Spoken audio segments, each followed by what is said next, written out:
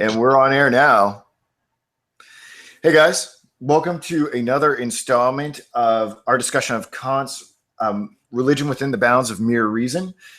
Today I'm joined virtually by Matthew William Brake via Google Hangout, and we're going to talk about the essay that introduces the main part of the text on the miscarriage of all philosophical trials in Theodicy. It's particularly good. We're going to be dealing with sort of the problem of evil today and how Kant wrestles with that issue. I will say this, and I don't want to belabor these points for too long. I just want to throw these out there, some terminology that will become illuminated as we progress through our study. The words theodicy, the word theodicy will come up a great deal. The word counterproposive will come up a great deal, and we'll talk about what that means. Omniscience to some degree. That which is absolutely counterproposive. That which is conditionally counterproposive, sin, pain, doctrinal theodicy, authentic theodicy, formal conscientiousness, and moral conscientiousness. So hopefully, if we can talk about all those words in an intelligible manner at the end of this splaying open of this particular essay, I think we will have done our job. Matt, was there any sort of preliminary information that you wanted to provide before we jumped right into it? No, nothing like last week. Yeah. Well, you did a really killer job last week. I have to say that. And I think in the process, these terms that I just threw out will sort of get defined in the process. So I would be perhaps repetitious to try to define them now and then tweak them as we go along. I think the text will reveal what these things mean. So I just wanted to mention those to our listeners so that their ears are pricked and they're on alert to try to figure out what they mean. So Kant begins on the miscarriage of all philosophical trials in Theodicy, and by defining what Theodicy is. Okay, and maybe Matt, you can say something about how you thought of Theodicy before reading what Kant had to say about this. I mean, if just the average Joe walked up to you on the street and they're like, "Hey, you're a seminarian, Matt. You know a bunch of stuff. Define Theodicy for me?" And what would you say? I would define it as dealing with the problem of evil. Why is there evil in the world? And specifically that relates to some sort of supersensible concept that we've talked about earlier, like God, right? Yeah. Like, why would God permit for there to be evil in the world? Right. And the way that Kant defines theodicy, according to him, a theodicy is going to defend God's wisdom against reason's charge for counterproposive stuff in the world. I'm paraphrasing him. So the defending of God's cause, and a lot of this might be where the whole idea where there are limitations into what reason can understand of God's divine plan or whatever. So let's talk about this word counterproposive. I've never heard of this word before. I'd heard of proposiveness before, but maybe I should ask you, what do you understand counterproposive to mean? When I think of it, I kind of think of it as things that either seem to have no purpose or go against. I mean, particularly with Kant, things that would go against any sense of moral order, or things that would go against any sense of coherent ordering of the world. Right. And what we will see is that there's not just one form of counterproposiveness. I believe he will say that there is a threefold form of counterproposiveness. And we will get to that in a second. I don't want to give away the store. So, but in general, counterproposiveness is going to be something like evil, and whatever evil is, we can talk about evil in the form of sin. We can talk about evil in the form of suffering and pain. And maybe we can talk about evil as a coordination of those constitutive elements of sin and pain. So we'll get to that in the threefold relation of counterproposiveness. But he says what's interesting, and he believes that theodicy is worthy of investigation because the advocate of God, if someone wants to affirm God, because it's my experience, and I don't know about you, that most people can get on board with the concept of God by, like, we got this big meteor shower going on right now, right? And I'm seeing a bunch of people on Facebook, and they're like, oh, look at the angels streaking across the sky, and like my ancestors are looking down on me, and there's the big sky daddy up there. You know, when you look at the coordination of physical elements within the universe, Kant is sympathetic to this sort of what he would call physico-theology, right? That there does seem to be some sort of divine artificer sort of guiding everything. The idea of God itself is really not that insane on a rational level. And Kant seems to affirm that. That doesn't seem to be the reason why people reject God. In my experience, whenever I talk to people who are vehemently agnostic or atheistic, it's this problem of evil, the fact that God exists and yet allows all this bad stuff to happen. And therefore, the position of atheism and agnosticism is not so much an intellectual rejection of God, but a moral rejection of God. Yeah. What's your experience with that particular issue?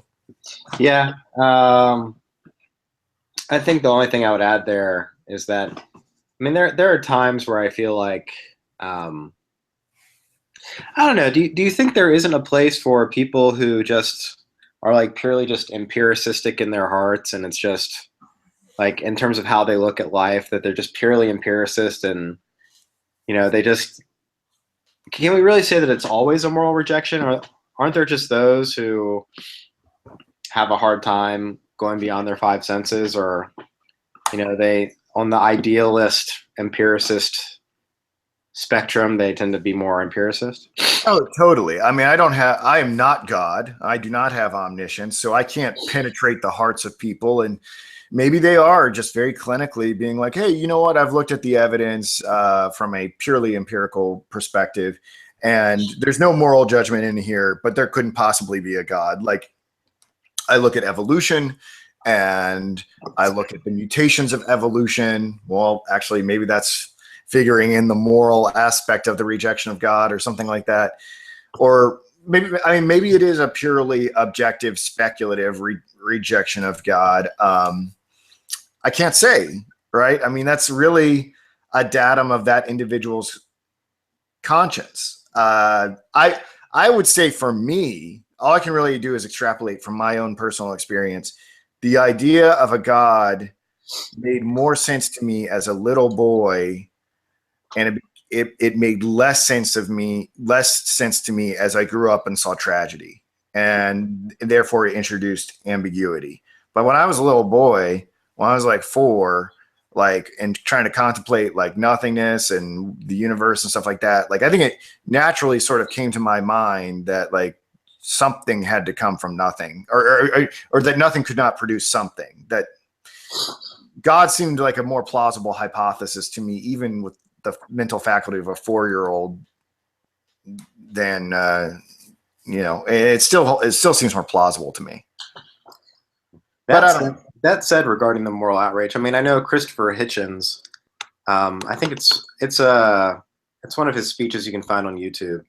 His big thing is that because of all the species of animals and Homo sapien predecessors, as well as Homo sapiens before Abraham and Israel, before the revelation of God at Sinai and so forth, that there's like at least 100,000 years that passes by from the origin of the first humans to Israel. And then even before that, you have multiple species coming to be and then dying off.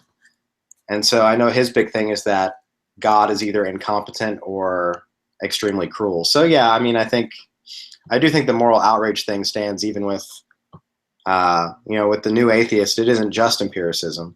You know, Dawkins' big thing is that religion makes everything worse, that religion leads to, and belief in God leads to cruelty. So I see your point about moral outrage. I mean, if we're not really dealing with those thinkers' texts, but I feel like they're pretty easily refutable. Isn't that nice that I can just say this? Like, Dawkins does not intimidate me, or Sam Harris does not intimidate me. I've never really found them to be that compelling, to be honest. Yeah, no. I mean, I think I had a professor at Mason describe them as the worst kind of dogmatists. But the point is that some of their outrage isn't just scientific; it's moral outrage as well. Yeah. Well, I think what happens is that it comes from a place of moral outrage, and then they stuff that down and then use this, like, that's what's motivating the scientific refutation. Sure. Right. It's not the scientific refutation that's like purely in and of itself. But that we're digressing. We're not really talking about Kant so much as our sort of personal experiences, which I think are helpful in illuminating and add flesh and blood to this conversation that we're having about. But I think it's important for people to know why, if they do not believe in God, what's the reason why they're not believing in God. And I guess what I'm saying is that I understand the moral rejection of God more so than the objective, speculative, rationating objection to God. That, I think it reminds me of, I can't remember who it was, who, maybe it's a character in Dostoevsky or whatever, who like can acknowledge sort of like the organization of the universe, but like rescinds the offer for eternal life from God because he doesn't want any part of this incompetent plan that Hitchens pointed out or whatever. But that comes from a lot of pride of like, you've got to definitely believe that what human reason is and how we understand it is like, you better be really certain about that, because you're going to hold God and your mortal soul to potentially fallible reason. Yeah. So, anywho, but there may be a lot to the moral objection to God.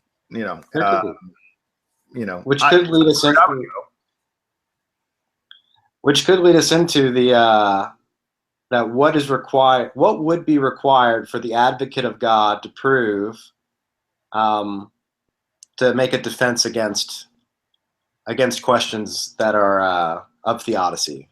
Right.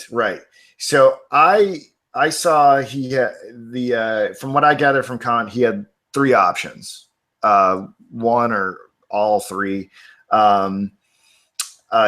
Maybe you want to you've got my notes there so we can take turns trying to explain these. Maybe I'll do the first and third and you can do the second. Sure. Okay. Well, with the first, he says either that whatever in the world we judge counterpurposive is not so. So, you think that's counterpurposive, that it's incoherent or disordered or unjust or even whatever you think it is, like that counterpurposive thing, as we talked about, whatever counterpurposive means, you think it's counterpurposive, that's not actually the case. And what might be an example of that? I mean, I guess the idea being here that something that looks like it's an act of God's incompetence, really from a higher, more rational perspective, fits in nicely with God's divine plan, right? Sure. So in this case, you could, like a lot of people talk about the process of evolution and the cosmos looking like it was made by the devil's chaplain. Yeah. Or that the cosmos is the devil's chaplain because it looks random and disordered and chaotic and destructive and lifeless. You think the cosmos looks that way? Well, that's just the thing, is like you have someone like C.S. Lewis is an example of someone who, before his conversion, saw the universe as cold and lifeless, and after where his conversion saw it as teeming with brilliance and beauty and light and whatever. Yeah, it really is a matter of attitudinal perspective. I have seen things where individuals, as they get closer, I have seen sociological studies, and look, take what you will from these studies. I don't know how scientific they are. Individuals who study harder and harder sciences tend to see more and more order, and therefore tend to see more and more of a creator. So like biologists tend to be more atheistic than, say, physicists, and that have you and that would like comport with even Einstein said when he was wrestling with a lot of, I believe when he was wrestling with the beginnings of quantum theory, it says something to the effect of God does not play dice with the universe, right? Yeah. And like Newton was very religious because everything had like a mathematical schema and classical mechanics. But biologists, they deal with the messy blood and guts of existence. Nature red in tooth and claw, as Tennyson would say. It perhaps is easier to reject God when you have to see so much pain and suffering. Yeah. And like snakes with two heads and cows with two faces, you know? So it's very easy to believe in God when I'm like, I was outside looking at the meteor shower last night and you're like, man, existence is awesome. And then like, it's a very different thing when like you see a kid with cancer. You know? So, so that's like one of the first things that an advocate must, or one of the options do. The second one is that the counterproposiveness is an unintended effect of the creators, just kind of an unavoidable aspect of the nature of things. So like, in order for there to be a world at all, there is going to be sort of this endemic sort of drive towards things sort of falling apart. There's going to be this sort of thing where things get sort of disordered, and there's going to be sort of, or you have a world where individuals can interact with each other. Like there are certain sacrifices that have to be made. This is. I mean, I don't like bringing up C.S. Lewis because I feel like he's overrated, especially among Christian people. Well, amongst Christian people, but he's very underrated amongst intellectual people. And I think we should talk about Lewis at some point through a much more rigorous intellectual lens, if you're ever game. Sure. But the biggest thing is with Lewis, well, not the biggest thing, but something else he makes a point of saying. This is his argument for free will, basically, that free will requires the possibility of humans choosing evil. So you see this reflected in, you see almost that as a response to Kant's challenge here, that if you're going to be an advocate for God, you have to show that that the counterpurposive is an unintended effect, like the issue of free will and the option of choosing evil. So that we're not just automatons, but we can actually choose to love God, and so goes the argument. Yeah. And why don't you take up the third one there? Finally,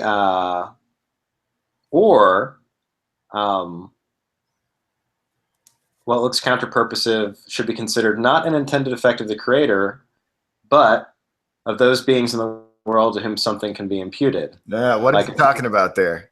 I'll explain. Like human beings or even spiritual beings. So this idea that we would have to prove that God is not the one causing counterpurposive things in the world, but his created creatures, whether human beings or other spiritual beings, are the causes of evil. Such as, well, in terms of human beings, like something like God. I mean, we could go to what always feels like a cheap thing when people bring it up, because it's so easy to bring up, and you potentially end up committing a fallacy. But something like the Holocaust, that wasn't God allowing the Holocaust to happen. Hitler was allowing that to happen. But even beyond that, to the nature of evil itself, there are some theologians, one in particular, pastor theologian Greg Boyd. His whole thing is that God is at war. So he sees parts of the biblical text that indicate that God is at war with chaos. And in the picture of Leviathan, the chaos monster. Well, I mean, dare you call this Satan? I might call it Satan. Yeah, why are you hesitant to call it Satan? You're this Leviathan monster or chaos. Why don't you call it Satan? Well, because it's shown as chaos and Leviathan and Satan. Yeah. Well, I just want to make sure you got that one in there. Some a malevolent spiritual force.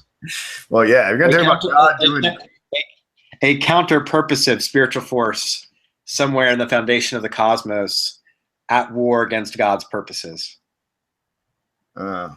I don't know, man. I don't like to dance around the devil. Let's call him what he is. But no, I appreciate the layer of vocabulary you add there. I think it's interesting. I actually want to do Job. I think Job, at least in the Jewish version of Job, the JPS version, we might cover that at some point. There's reference to the Leviathan there. I think I have to do more research on it, but that might be a more accurate depiction. So what's interesting that if someone's going to venture to do if you're going to author a theodicy, Kant says that you've got to work within 4 rules, right? I could probably just run these off real quick if that's okay with you. Sure. He says the author of theodicy agrees reason decides the matter. The author of a theodicy is not allowed to dismiss complaints due to reason's inadequacy. Yep. So it can't just be like, I don't know, man, that's above my pay grade. Don't ask me. Yeah.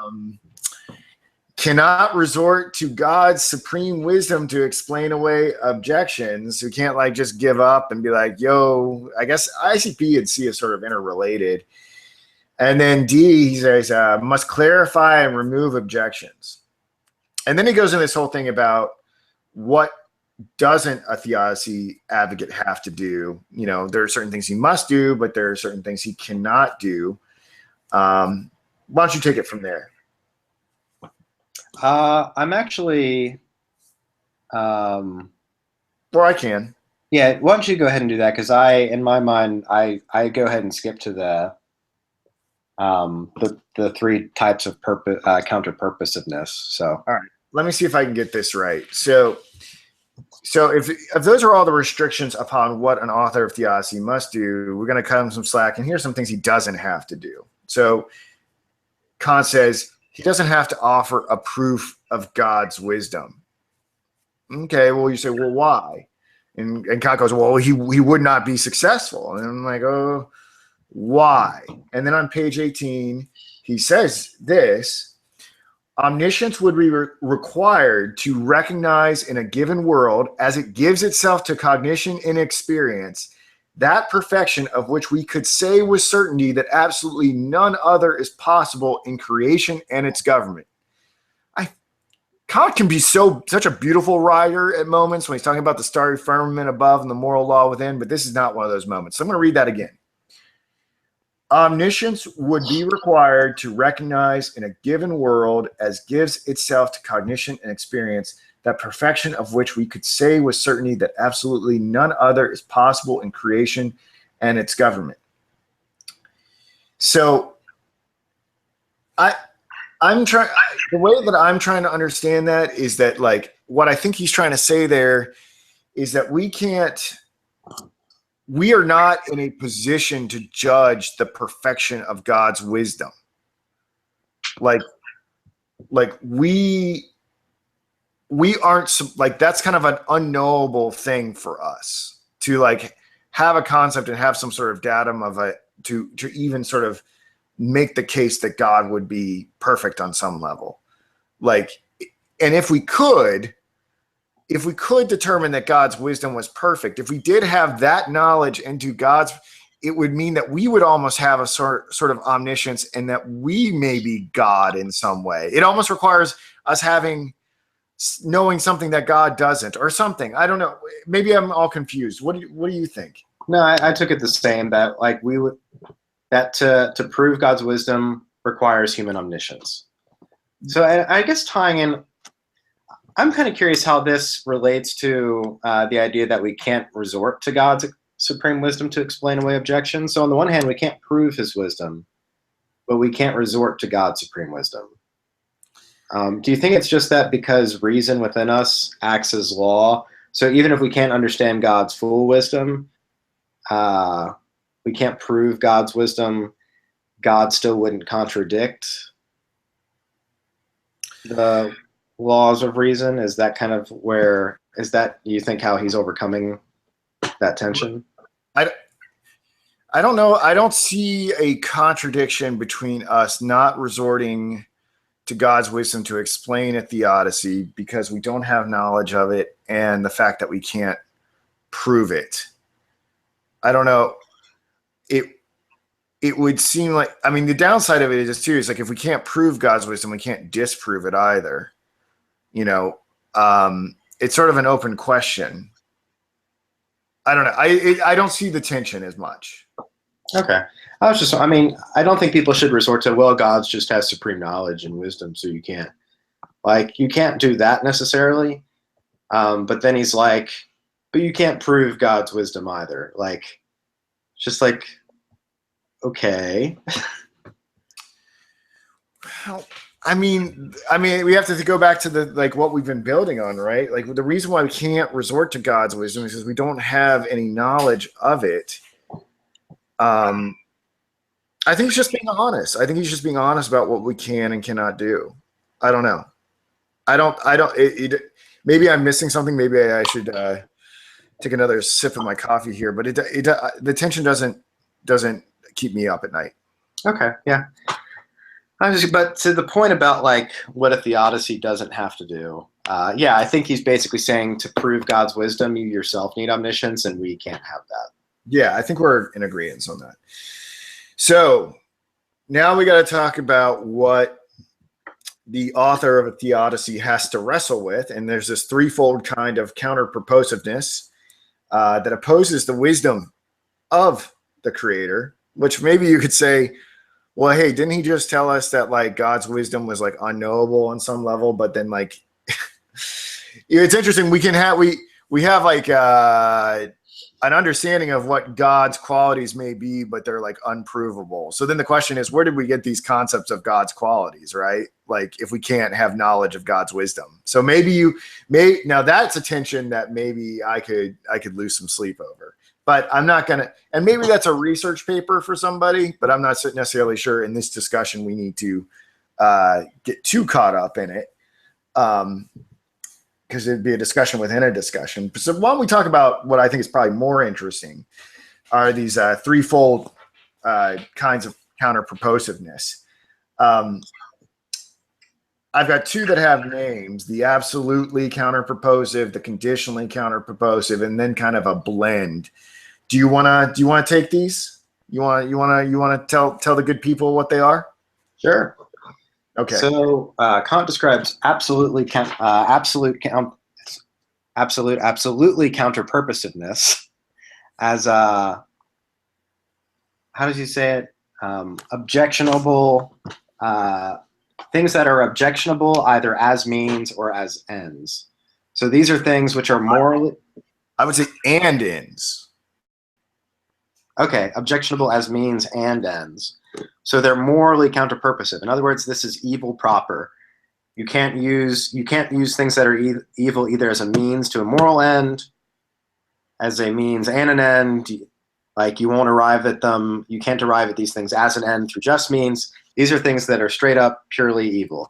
And to which he gives the name, or did you? Oh no, you put it here. The name sin. Things which are evil proper. Yeah. I thought I got that from the text, but I may have laid it. But it's like for me, the absolutely counterproposive would be like I intend to do evil, and then I actually inflict the evil too. So like the intention, the means, like to carry it all out, plus the result is there, and that is the absolutely counterproposive.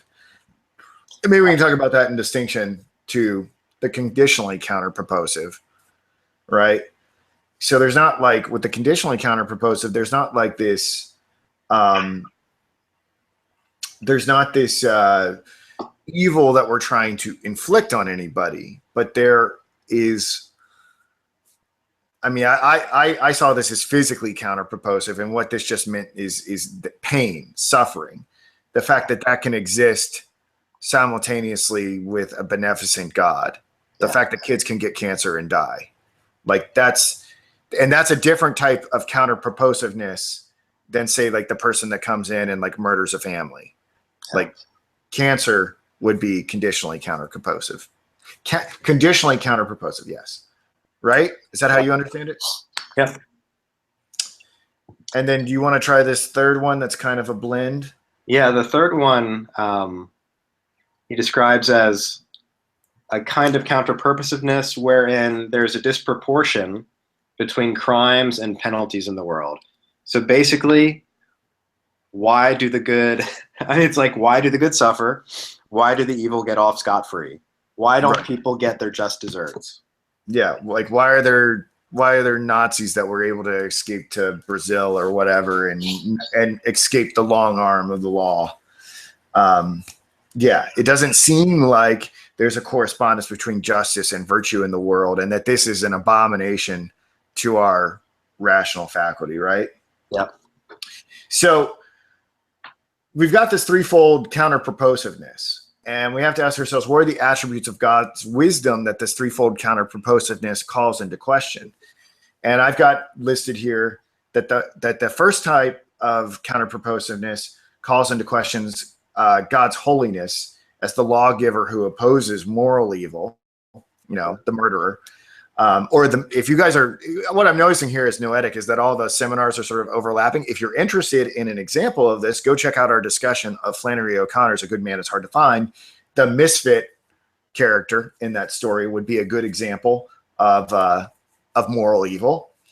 And then the second, corresponding to the physically counterproposive, is that challenges God's goodness as a preserver, that he cares for us and that he loves us. Why would God let a little boy die of cancer if he really loved us? And the third type counters God's justice. It seems like God does not seem to judge those who do evil, and they seem to get away. So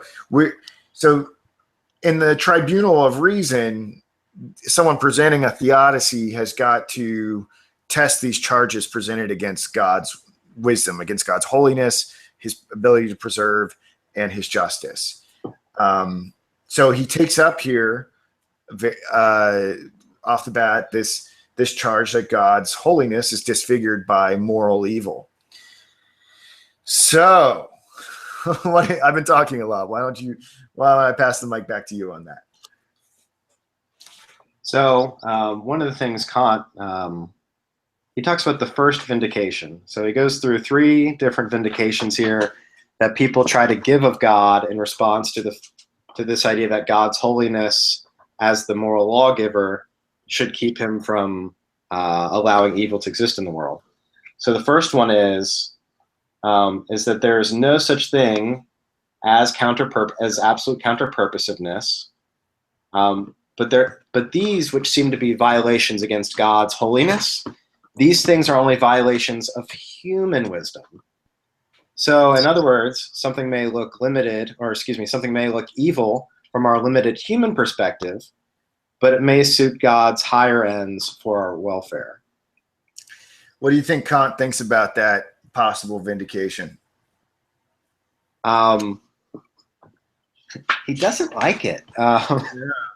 Yeah. It says on page 20, he says, the apology in which the vindication is worse than the complaint needs no refutation. Surely it can be freely given over to the detestation of every human being who has the least feeling for morality, right? That if you really, that morality isn't just like this like whimsy human creation, that like morality like really matters. Like it's this absolute thing, right? And like it's not only absolute for humans, that like the same rules apply to God. And this isn't gonna fly. Like that, there's like humans have to play by one set of rules and God has to play by another set of rules. And like you just prima facie, like people are just like, nope, they're not buying that. Yeah, which it's interesting because you have certain Christian groups who I've encountered who talk about God being love, but who also believe that he has chosen ahead of time to send people to hell. Like, and just arbitrarily chosen others. And it's all part of, there's an appeal to higher purposes involved. And also, weirdly, an appeal to, if you bring up the issue of how that doesn't sound loving, the appeal becomes one of where they say, like humans, or I'm not saying that they all say this, but some have said that we don't get to define what love is. God defines what love is. So if he says that love is this, then it's not what we think it is. And we don't know because we're fallen and sinful and we don't really know what love is. Which, to this point of Kant's, this idea that these things should be detested by every human being who has the least feeling for morality, I feel like it's really problematic when you take a word with a common meaning, but then when you apply it to God, change the meaning in accordance with God's whims. Because then at that point, you've made it hard to communicate anything about God when you take words. I mean, it's kind of like words can mean anything when you just randomly change their meaning. Like, what is moral? Well, morality is this.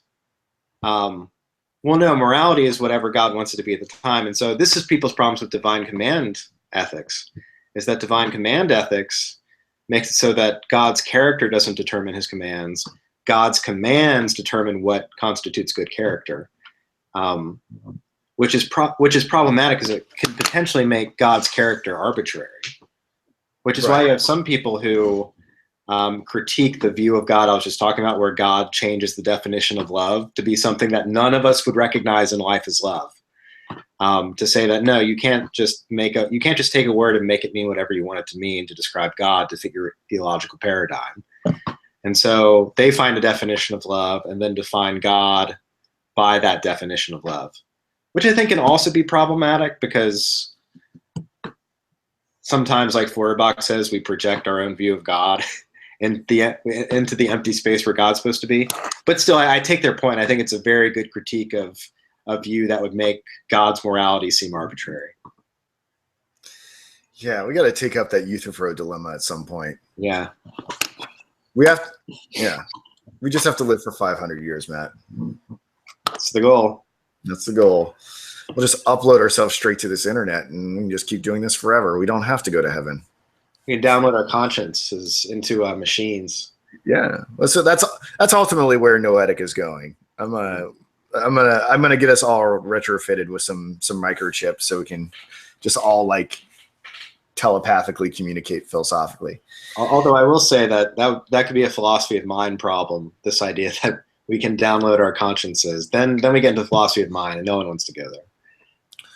No, I don't know. I've got extra conscience. I can spare some conscience.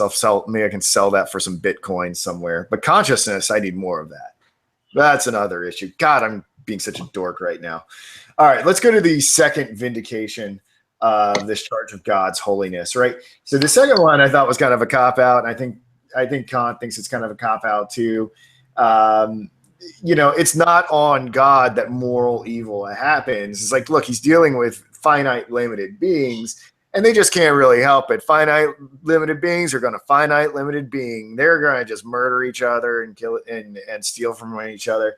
And it's just really part of like the sort of necessitated, like causal sort of part of being a human. And I thought that this wasn't really like a workable theodicy or an option for the vindication of God's holiness, because it then just kind of like makes the whole idea of moral evil completely vacuous. Like it would turn moral evil into like the processes of like the natural world. Oh, like cheetahs like kill like deer-like creatures, and that's not evil. And when humans murder other humans, that's not evil either. They're just finite being.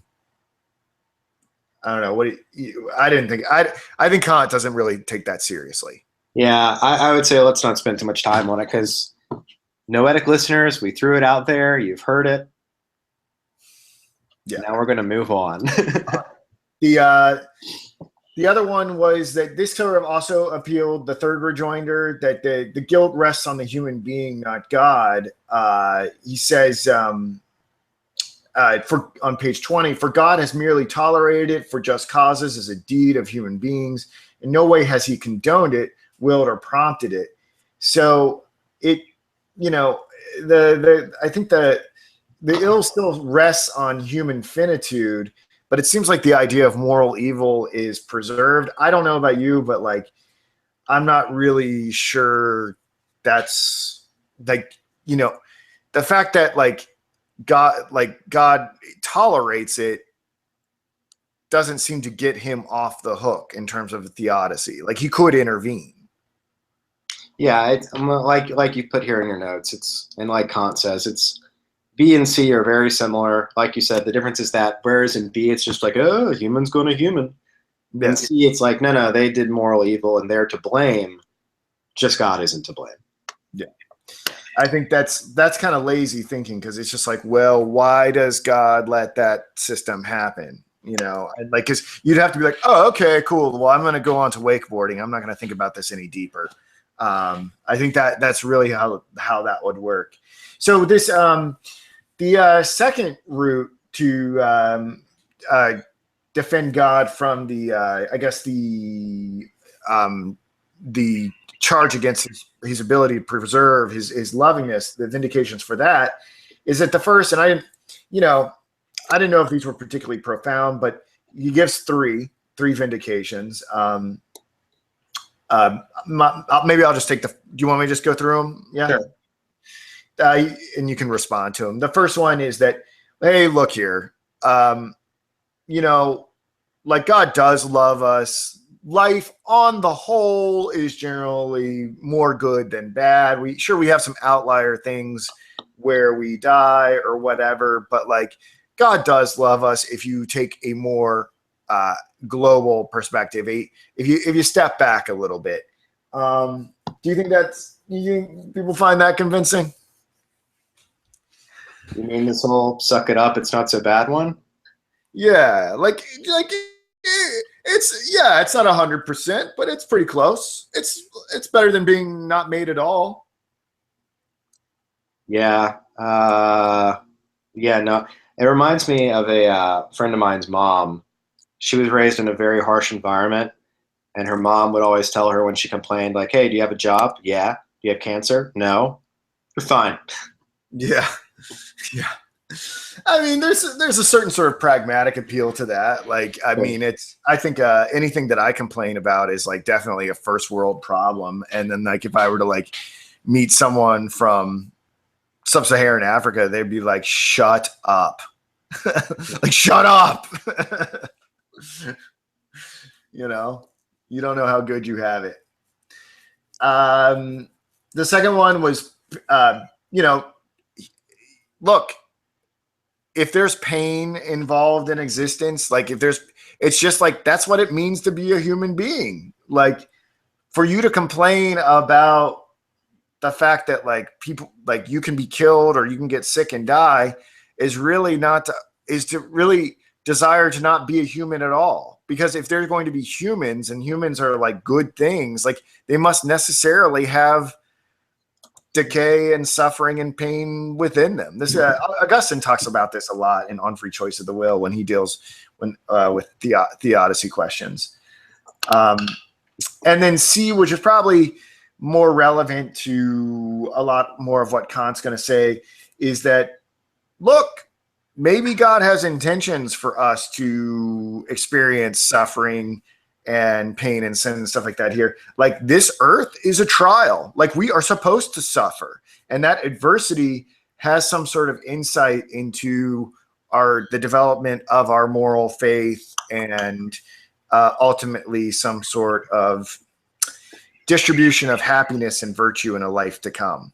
It has to be this way. It's a training grounds. It's an obstacle course. It's a preseason game. Yeah, I forget who the church father was I read a couple of years ago who espoused this view. I want to say it's Irenaeus, but I hope not, because I like Irenaeus. But yeah, that was one view, was that the suffering of that basically, yeah, this earth was a training ground.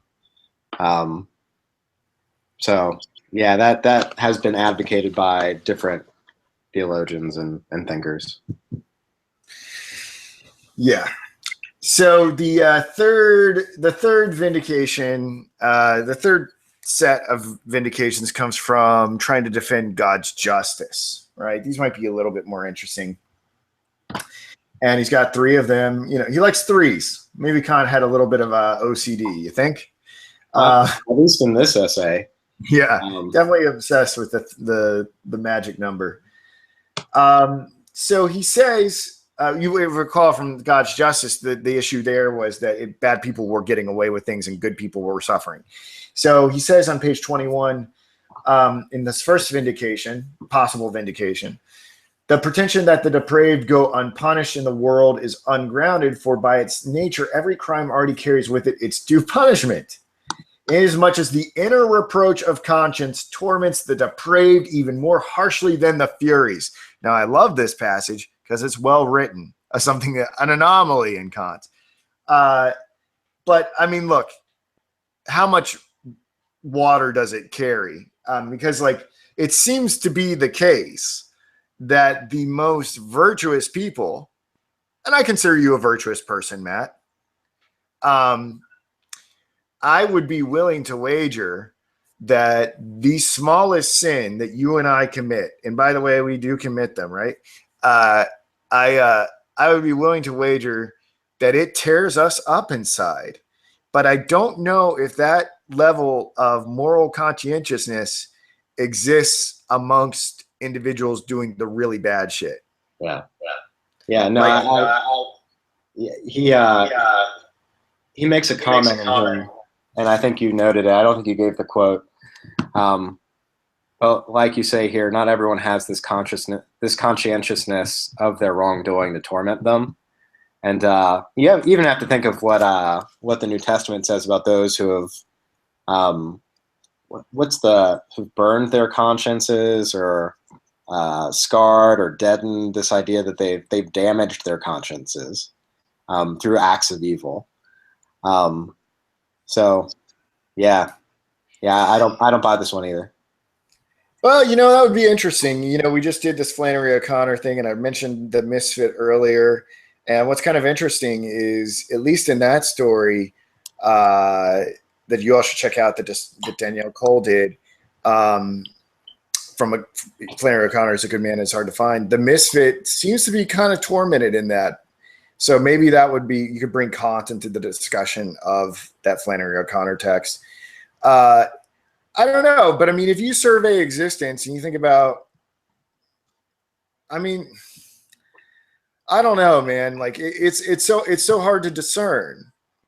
It's so hard to discern. Like, I want to say like people aren't afflicted by their conscience, but at the same time, I see so much sadness and I see so much torment amongst people. So maybe it is more widespread. But it would be interesting to get like the perspective of someone who like works with like the prison population or something like that, and try to see if those individuals like have conscience to the same degree that say you and I do.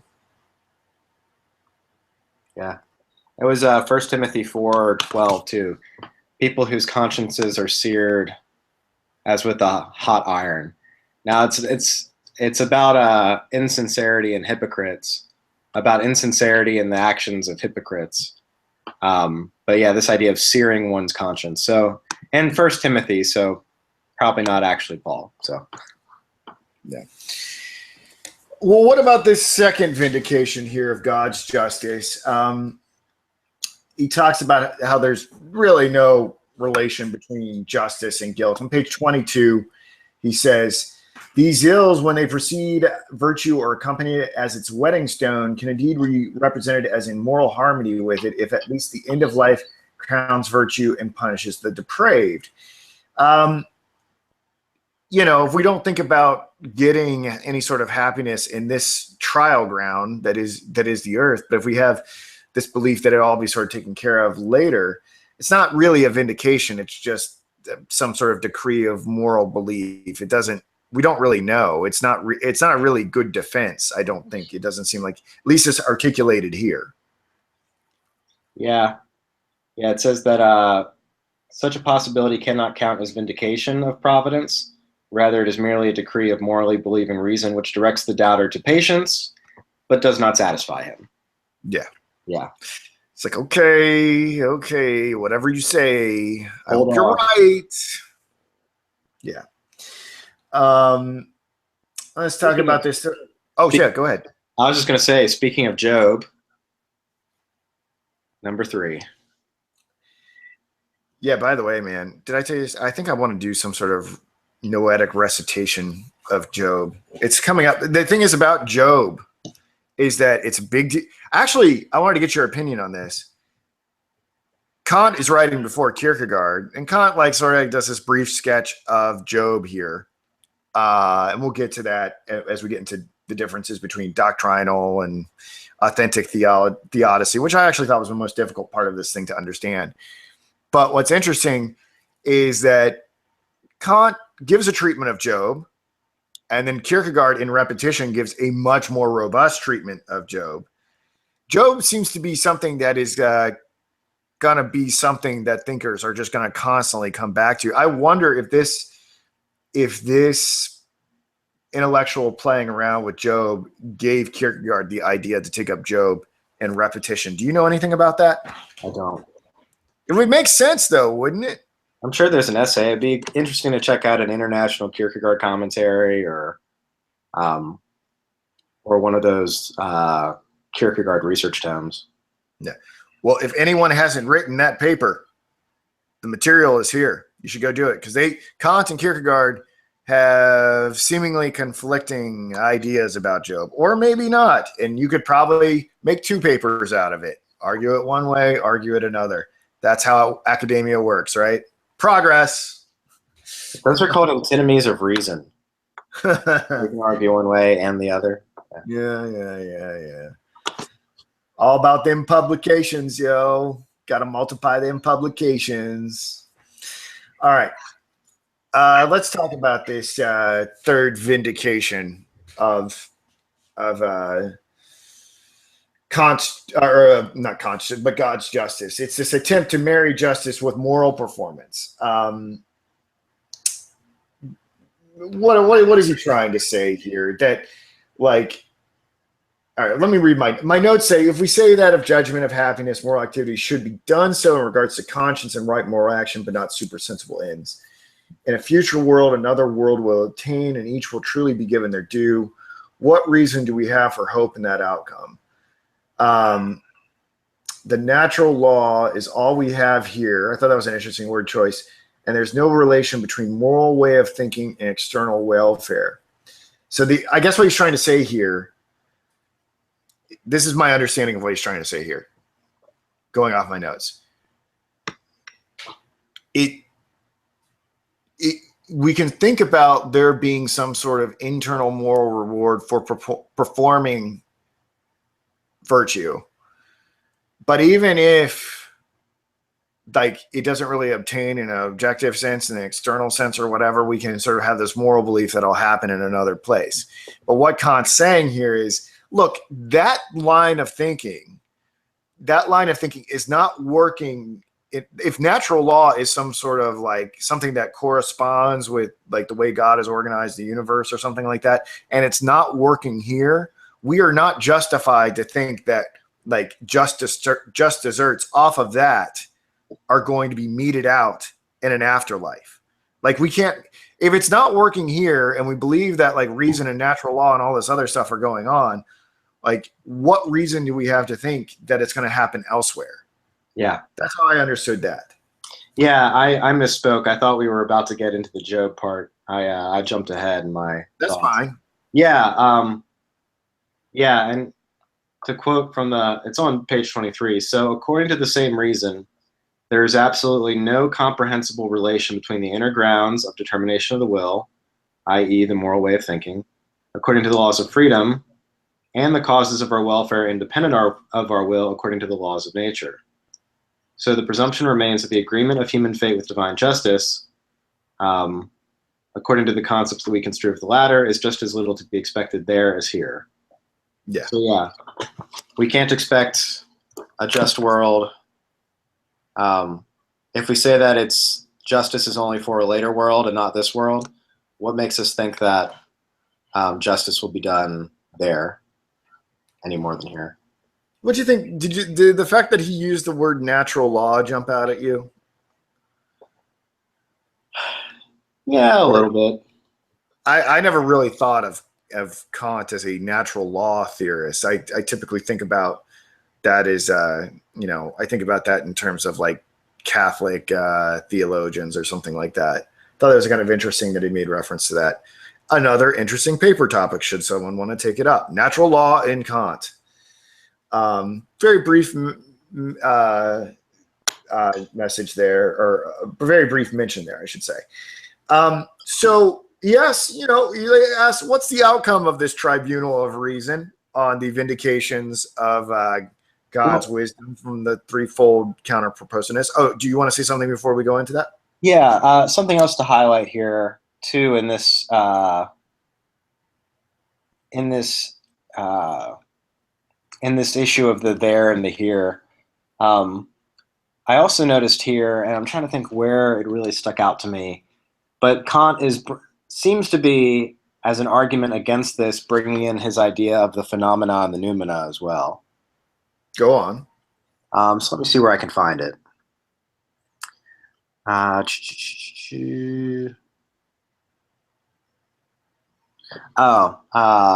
So in this world we must judge all well-being and ill merely as the consequence of the use of human faculties according to the laws of nature. So it's a matter of accidents. It's not in accordance with supersensible ends. In a different world, a different order will be obtained. Each will receive what his deeds here below are worthy according to moral judgment. This assumption is arbitrary.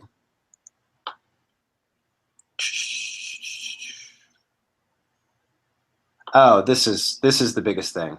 Unless reason as a faculty of moral legislation is pronouncing a decree in accordance with this legislative interest, it must find it probable, according to the mere laws of theoretical cognition, that the way of the world determines our fates in the future just as it does here, according to the order of nature.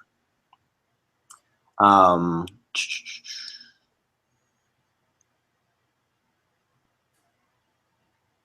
how do you want to bring in the phenomenological, numerological distinction in that?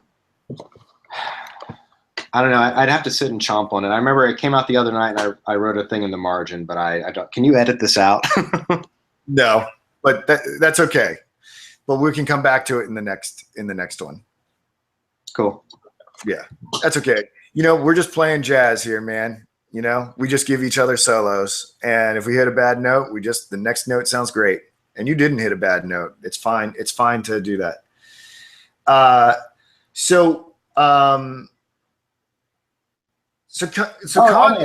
think there's a note of fatalism in here.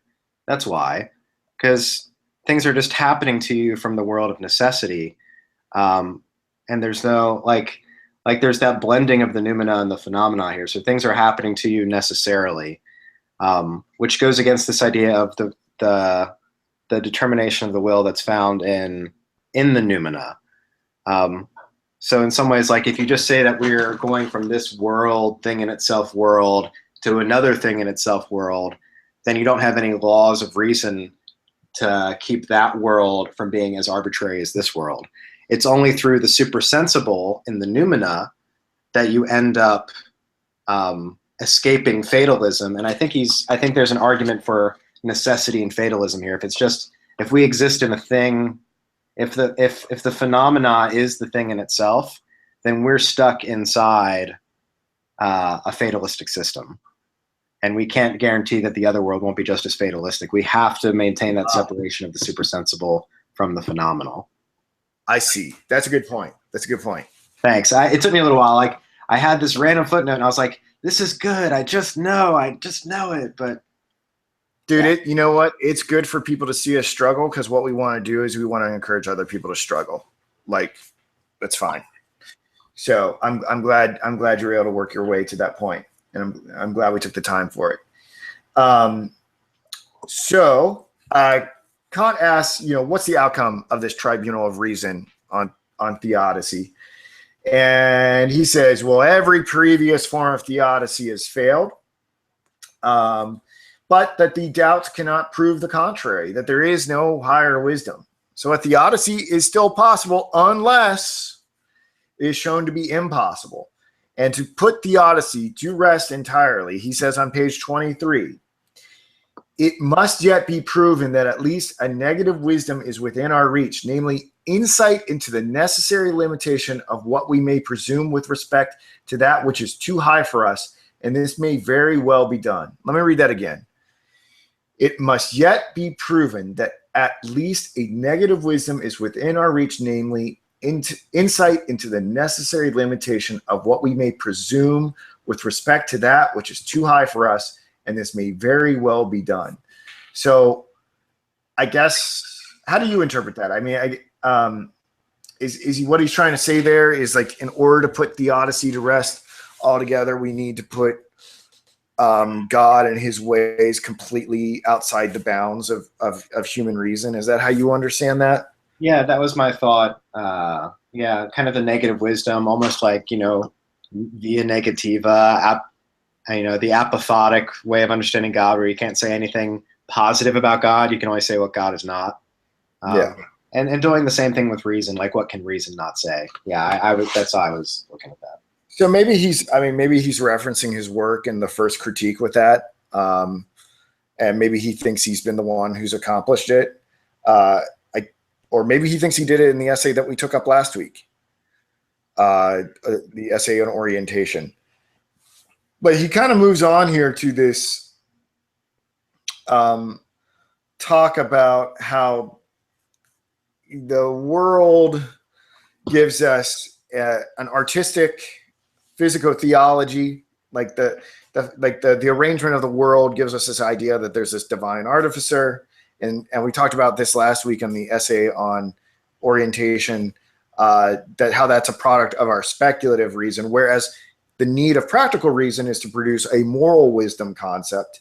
But he says that on page 24, he says, but of the unity in the agreement in a sensible world between artistic and moral wisdom, we have no concept. And what we're to do is we're to think of ourselves as made by a creator, but also with free will. And we must think these concepts together for the idea of the world, that which everything is founded upon, and this highest God or highest good. But this can, on 24, he says, but which can be intuited only by one who penetrates to the cognition of the supersensible intelligible world and sees the manner in which this grounds the sense world. But we know that we don't have access to that, except maybe, and this is like where we start having some sort of conversation about Job. And I think it's kind of squirrely how Job fits into this. And this is part of the text that I really struggled with. But he's going to talk a little bit more. So I guess what we've been talking about here so far is that we've been talking about what seems to be doctrinal forms of theodicy. He says there are two forms of theodicy, doctrinal and authentic. And it seems like he may be saying that authentic theodicy, and this is just my hot take, I am not an authority on this, but it seems like he think that like authentic theodicy holds out the possibility that doctrinal theodicy doesn't. And but before we do that, we got to say, what are doctrinal theodicies? It's kind of like what we've gone through already. And on page 24, he says, and he tells us about doctrinal versus authentic. Doctrinal is a rational inference of that will from the utterances of which the lawgiver has made use in conjunction with his otherwise recognized purposes. And that whereas authentic is made by the lawgiver himself. Okay, so it's not like we're making inferences like the lawgiver is like, hey, dummy, I'm in your head and I'm telling you like how we square shit, right? Like that's more of like a direct divine interaction, maybe a direct datum of consciousness. I've been talking for a little while, so maybe I should let you talk about this a little bit before we go deeper into the distinction. Yeah, no, thanks for sending me off with the difficult part of the text. Appreciate it. I can keep going. So I guess, so regarding the doctrine, talking about the doctrinal, you said? Yeah. Or do you want to talk about the authentic, or? You can add to the doctrinal. You can add to the authentic, whatever you want to do. I think I've kind of set it up. I mean, the doctrinal I kind of understand is like, we do our best through observation and speculative reason to come up with doctrinal defenses of God's wisdom. But then there's this authentic sort of theodicy that dismisses those objections and opts for some sort of divine decree. Right. I could say a little bit more, and this is where the Job thing comes in. I've got a quote that may set up Job. Well, just real quick with the so one of the things he notes about the authentic theodicy, again, he's like, whereas before doctrinal reason is a matter of interpreting the interpretation of speculative reason about things like the world, other utterances, and so forth. Did you already say this, that the authentic theodicy stems from practical reason?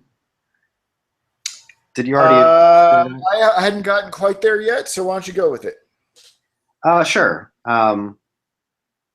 So he writes, this is page 24, for through our reason, God then becomes himself the interpreter of his will, as announced through creation. And we can call this interpretation an authentic theodicy. But that is not the interpretation of a speculative reason, but of an efficacious practical reason. So he says it commands absolutely, and it is to be considered the unmediated definition and voice of God, through which he gives meaning to the letter of his creation. All right, let me ask you this.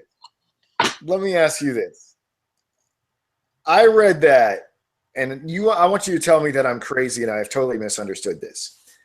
That sounds like to me what he is saying is that when practical reason legislates moral law, that's like God communicating to us. Yeah, I feel like I felt like I even, and the reason why I think that's, I felt like I even read that, like, just this idea that the voice of conscience, the voice of conscience and practical. I thought he used the language of conscience to say this too, but I guess not.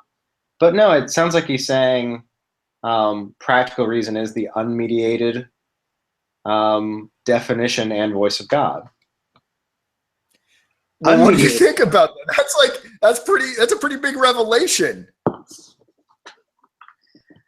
Have you ever heard anyone talk about Kant that way? Oh, no, not often. So what does that do? It certainly makes him more theological in his practical philosophy.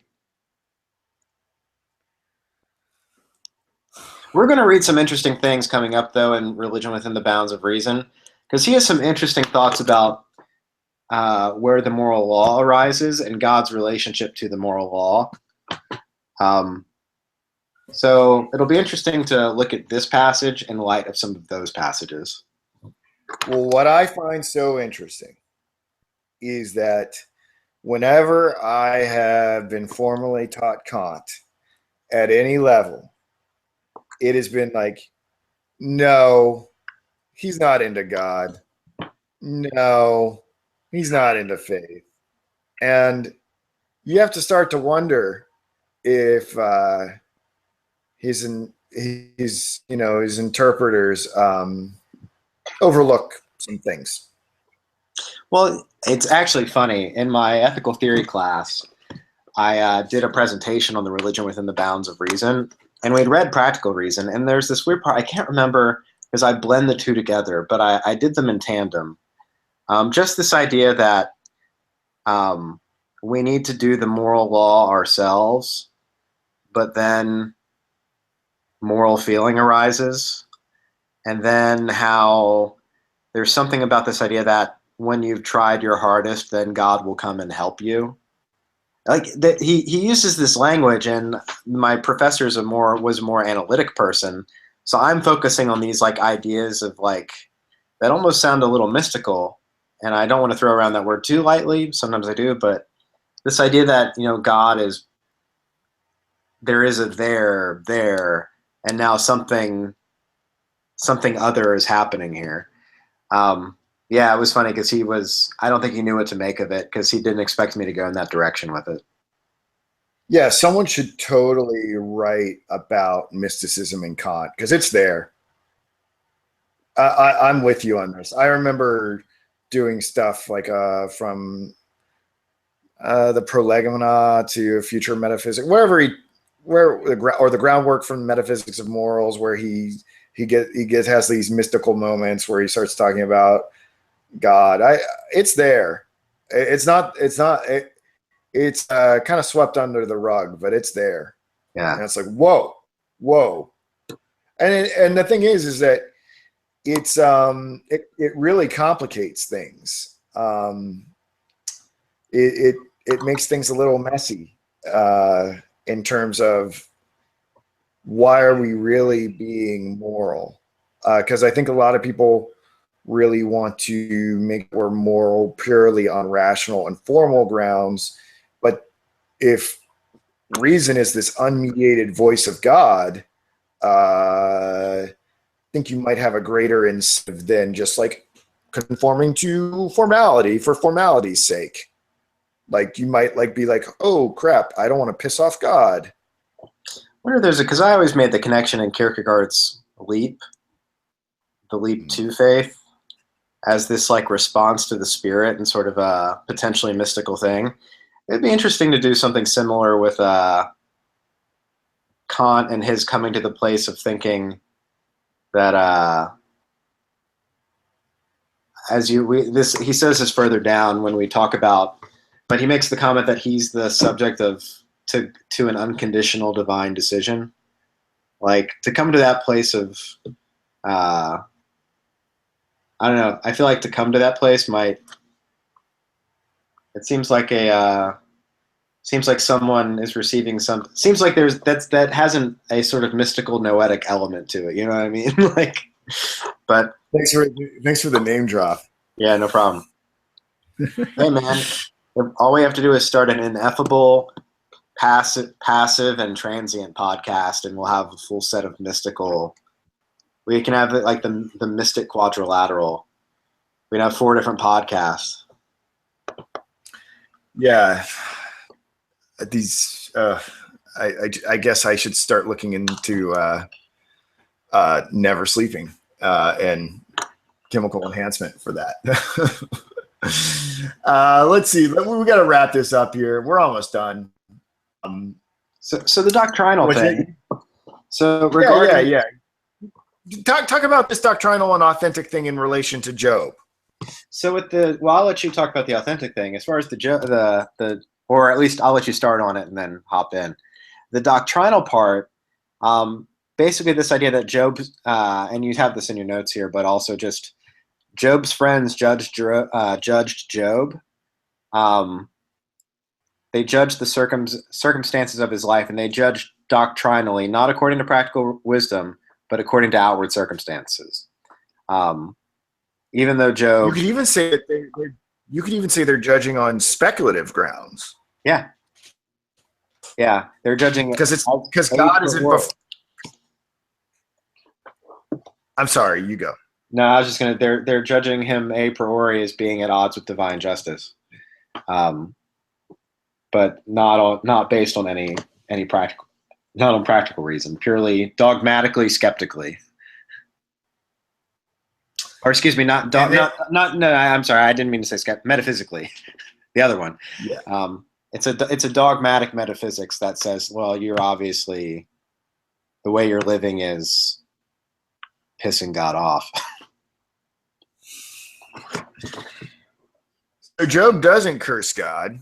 No. And Kant thinks the reason we should we could contrast Kant and Kierkegaard on Job. We've already talked about that.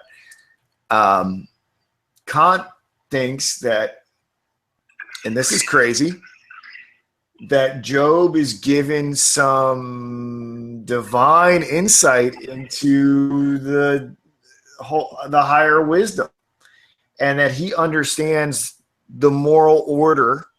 The moral order is not compromised from Job's perspective. He can understand it in a fuller perspective than the ratiocinating of his friends, and that really God is not doing anything amoral, and that's why Job clings to him all the more.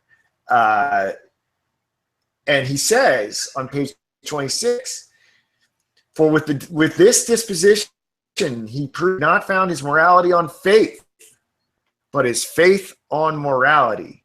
In such a case, however weak this faith be, yet it is of a pure, true kind, the kind of faith that founds not a religion of supplication, but a religion of good life conduct. So like Kant is so obsessed with making sure that the moral order is there that he's willing to give Job like a supernatural insight into the true moral order so that he doesn't go and have the faith that Kierkegaard thinks people like Abraham and Job have, where there's a teleological suspension of the ethical, and one draws closer to God out of mere obedience, even if God's will is not rational and seemingly arbitrary. I love that's pretty crazy, right? Yeah, I love the description right before that. That Job's friends convey more of an appearance of greater speculative reason and pious humility. Before any court of dogmatic theologians, before a synod, an inquisition, a venerable congregation, Job would have likely suffered a sad fate because of their doctrinal views, their doctrinal theodicy. But the contrast is, hence only sincerity of heart and not distinction of insight, honesty and openly admitting one's doubts, repugnance to pretending conviction where one feels none, especially before God. These are the attributes which in the person of Job have decided the preeminence of the honest man over the religious flatterer in the divine verdict. So in some ways, so does that mean that in some ways, is there an advocacy here? And maybe this will move on. Well, he goes in, this actually is a good jumping off point into the concluding remarks about the place of sincerity and honesty in this problem of theodicy.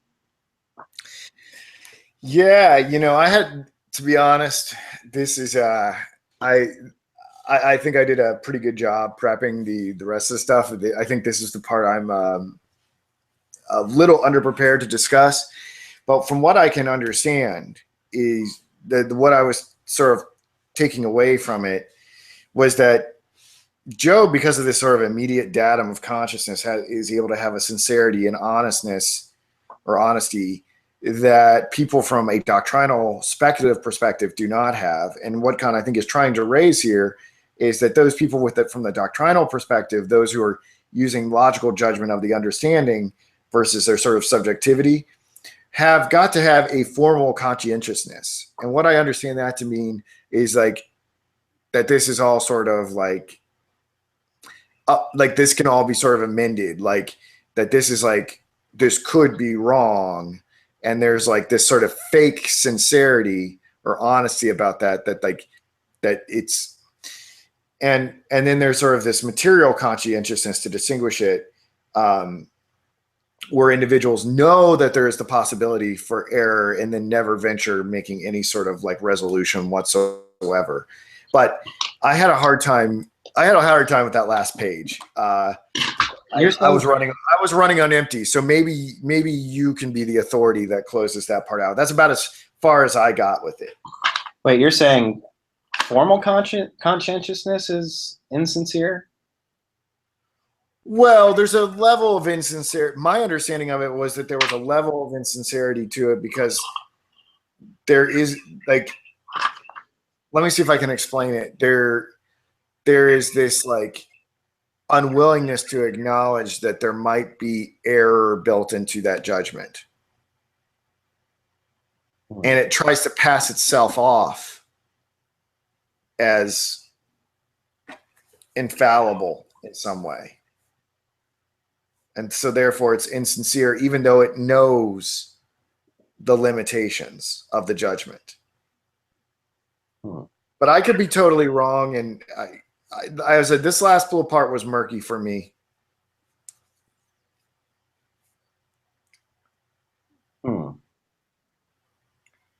Yeah, well, I'm wondering because like it's also tied to this issue of truth and truthfulness. Like truth is what one says to oneself or to another. One cannot always stand by the truth. However, one can and must stand by the truthfulness of one's declaration or confession. So down here now, the formal conscientiousness, which is the ground of truthfulness, consists precisely in the care and becoming conscious of this belief or unbelief, and not pretending to hold anything as true we are not conscious of holding as true.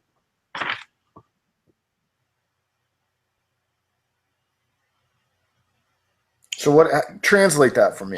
But then he also, hence, if someone says to himself that he believes without perhaps casting even a single glimpse into himself, whether he is in fact conscious of thus holding a truth, or at least holding it in some degree, then such a person lies.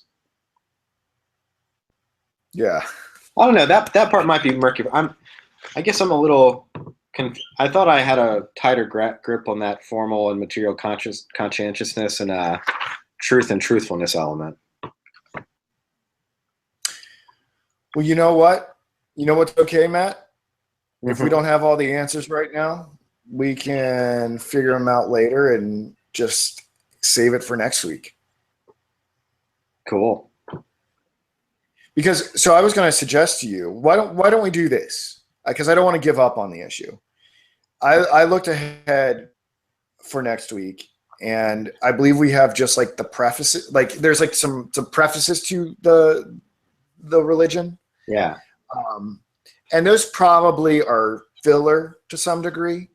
Why don't we straighten this issue out of truthfulness, formal conscientiousness, moral conscientiousness, and just concern ourselves with the prefaces before we get into the 4 sections of religion within the bounds of mere reason? How does that sound to you?